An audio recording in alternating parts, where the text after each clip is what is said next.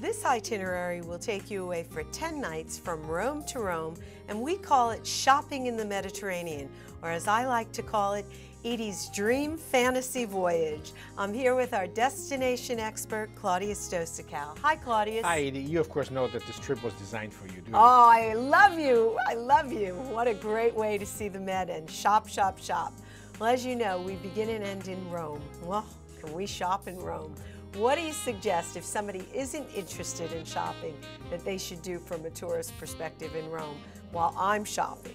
Well, the nice thing about this trip is we sort of designed it around the end towards the end of the season, when the weather is still wonderful, but when also a lot of the shops come out with their bargains.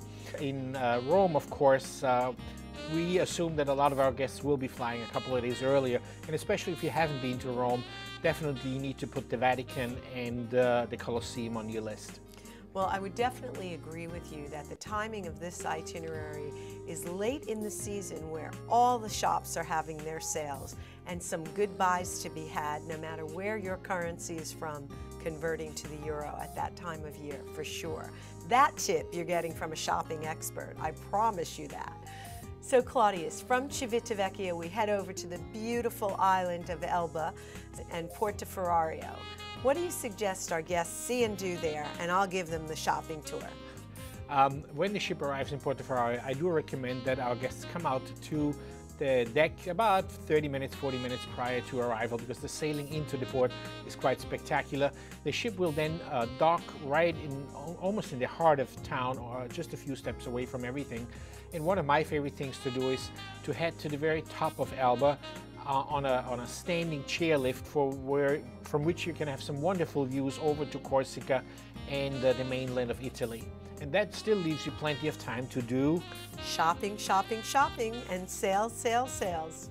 So from Elba, we head back over to the mainland to the beautiful Ligurian coast to Santa Margherita, which also has many, many designer stores and on sale that time of year. But if you don't want to shop, what do you suggest our guests do in Santa Margherita that afternoon? There are a couple of things we can do, and what we have done is, in order to get the most out of the Ligurian coasts, and because of the close proximity of Santa Margherita and Portofino, we will split our stay there. These two towns are approximately 3 miles apart. You can of course take a taxi, or you can even ride a bike between the two, or you can just take the public bus for a couple of euros. But from Santa Margherita, because it is much larger than Portofino, there are many, many more options than you can have even in Portofino. Some great shopping, some great restaurants.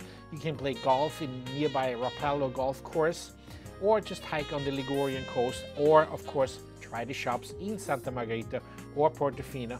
And then of course there's the famous hotel Splendido, which has shops in it as well.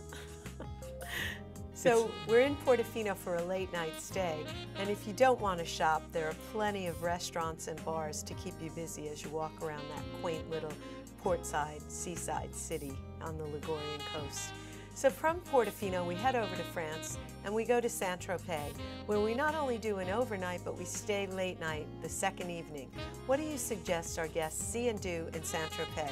And boy, do I have a list of stores for you in Saint-Tropez.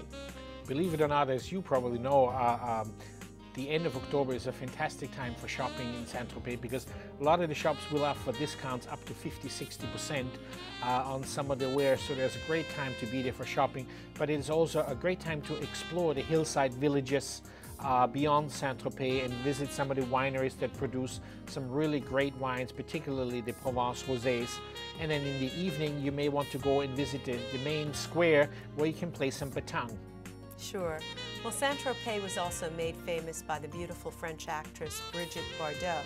And in Saint-Tropez they have a Lancel boutique right there off the tender where we anchor. And you can get a Brigitte Bardot purse. They're very expensive, but they are beautiful. Is that right next to the Hermès store? It's actually right across the street from the Hermès store, which used to be, by the way, a little museum, but they converted it into an Hermès boutique. Just some shopping tips, but they will cost you even on sale. So as we leave Saint-Tropez, we head down to Cannes. Again, some magnificent shops. That's right, and the ship will be at anchor in the port of Cannes, and the tender will take you just a few minutes from that main street where all the shops are located, which is the street right behind the waterfront. And there's great shopping to be had in Cannes. if your euro can take you as far as you'd like it to, even when things are on sale. So as we move on from Cannes, we head over to Nice. What do you suggest our guests see and do in Nice? Nice is one of my favorite ports, even though it is a fairly large city. The port of Nice is a charming little small port, and our ship, the Azamara Quest, is about the largest ship that can just fit right into that port. And the beauty about this location is that our berth is located walking distance to the charming old town, which has many pedestrian areas, shopping, boutiques, unique stores such as bakeries, cheese stores, wine stores, and of course it is located right next to the famous flower and produce market, which is a must-see for everybody in the morning. It's so beautiful there. From there we head over to Monte Carlo, Monaco, where we do an overnight. And what would you suggest our guests see and do there?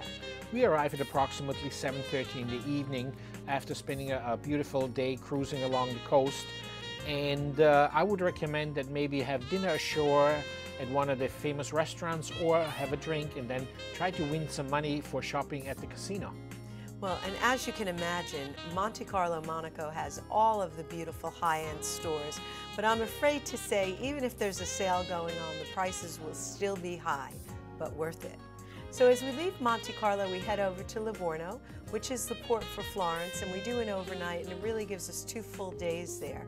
What do you suggest our guests see and do in Livorno? Not to mention all the shopping that one can do in Florence, or go to the outlet malls that Italy is so well known for now. As you correctly stated, it's for shopping. Florence is a mecca, and that's one of the reasons why we spent 2 full days there. So our guests have the opportunity not to shop to their heart's content, but also maybe take in some of the wonderful sights that can not only be seen in Florence, but in nearby Pisa or the medieval city of Lucca, or visit the Chianti winery region. So plenty of things to do for 2 days in Livorno. So when we leave Livorno, we end this itinerary the same way we started, going back to Civitavecchia for some more shopping at the foot of the Spanish Steps. Whether you choose to shop around the world on this itinerary, or cruise with us on this itinerary, or any of the many other itineraries that Azamara Club Cruises takes you to, for sure, you'll love where we take you. Come cruise with us, come shop with us. Bon voyage!